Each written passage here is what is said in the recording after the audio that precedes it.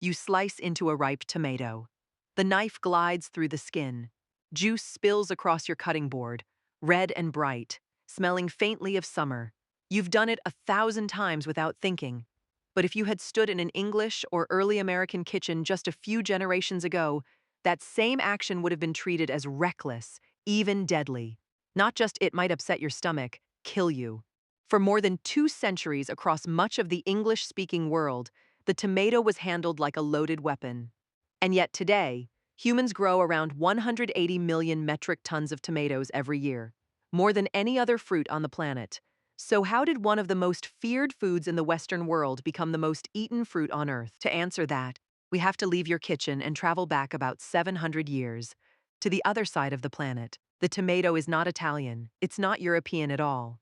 It was born in the Andes Mountains of South America, growing wild as a tiny, currant-sized berry no bigger than your thumbnail. Over centuries, it traveled north and was tamed by farmers in what is now Mexico. The Aztecs called it tumatal, a word in their Nahuatl language that simply meant something round and plump. Your word tomato is just that word, worn smooth by 500 years of borrowing, and the Aztecs did not fear it. They loved it. A Spanish friar named Bernardino de Sahagún spent decades in Mexico in the 1500s, interviewing Aztec people and recording their world in a massive illustrated manuscript now called the Florentine Codex, essentially an encyclopedia of Aztec life. In it, he describes market stalls stacked with tomatoes of every kind. Large ones, small ones, bright red, golden yellow. Vendors sold sauces made of tomatoes ground with chili peppers, a combination you would recognize instantly. It was salsa. People were eating salsa in the streets of Mexico before anyone in Europe had ever seen a tomato. Then the Spanish arrived. Ships carried the strange new fruit back across the Atlantic in the early 1500s, and large swaths of Europe took one look at it and grew deeply suspicious. Why? What could possibly be scary about a tomato? The answer starts with a botanist. In 1544, an Italian physician named Pietro Andrea Mattioli published one of the most influential plant books of the century, and in it, he gave the tomato its first European classification. He noted its resemblance to the mandrake.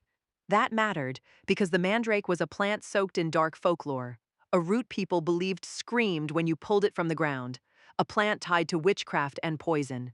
Mattioli later recorded the Italian name pomidoro, golden apples, which suggests the first tomatoes in Italy were yellow, but the association was already planted.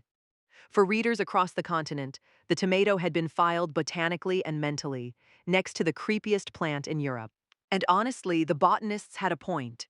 The tomato belongs to a plant family called Solanaceae, the nightshades.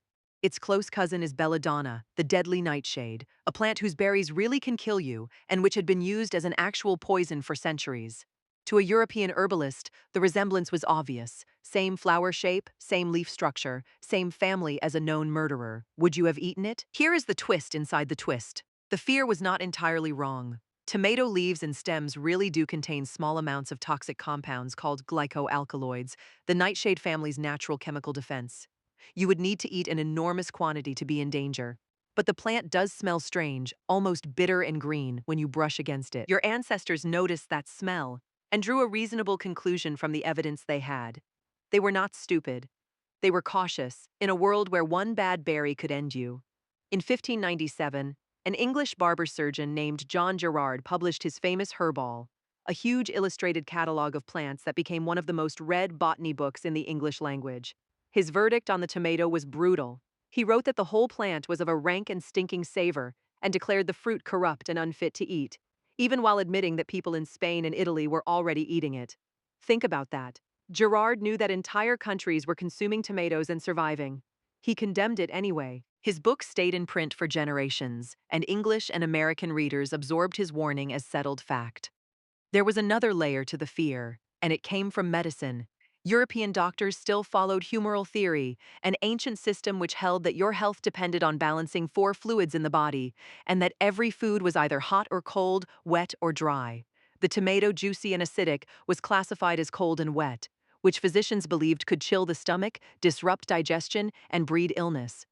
So even doctors who admitted the tomato might not poison you outright still warned patients it would throw their entire system out of balance.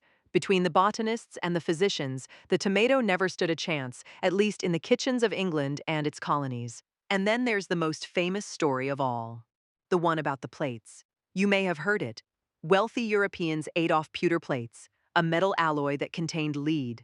Acidic foods like tomatoes could leach that lead out of the plate.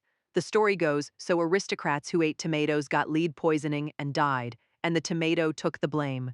It is a fantastic story. It is repeated everywhere.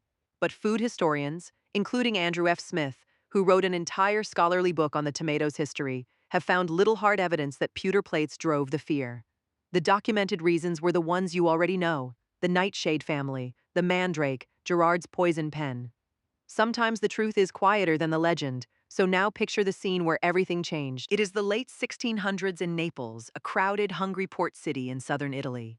The streets smell of wood smoke and the sea. The poor of Naples cannot afford to be picky, and this strange red fruit grows fast, grows cheap, and thrives in the Mediterranean sun. Someone, or more likely, many someone's unknown cooks whose names history never recorded, stews tomatoes down into a sauce and pours it over bread. No one writes a proclamation. No one holds a ceremony. People are simply hungry, and the sauce is simply delicious. By 1692, a Neapolitan cookbook by Antonio Latini includes a recipe for tomato sauce in the Spanish style, made with tomatoes, onion, and chili. It is one of the first tomato sauce recipes ever printed in Europe. The feared fruit had become dinner. From Naples, the tomato conquered the world one kitchen at a time. It crossed back over the Atlantic with Italian immigrants and Caribbean traders. In America, it fought the same old fears and it won there too, helped along by cookbooks, by farmers, and eventually by the canning industry that put tomatoes in every pantry in the country.